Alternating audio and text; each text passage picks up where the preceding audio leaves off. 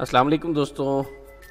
आज के माई टेलनर के जो आंसर हैं वो कुछ इस तरह से हैं। पहले सवाल का जवाब है लेगस, नेक्स्ट करेंगे दूसरे का है स्वेनस और तीसरे का है 1.2 बिलियन।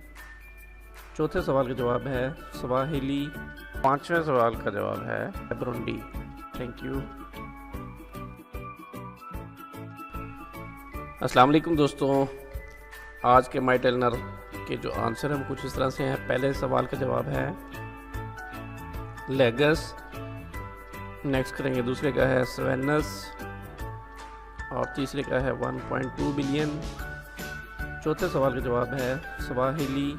पांचवें सवाल का जवाब है ब्रुंडी। Thank you.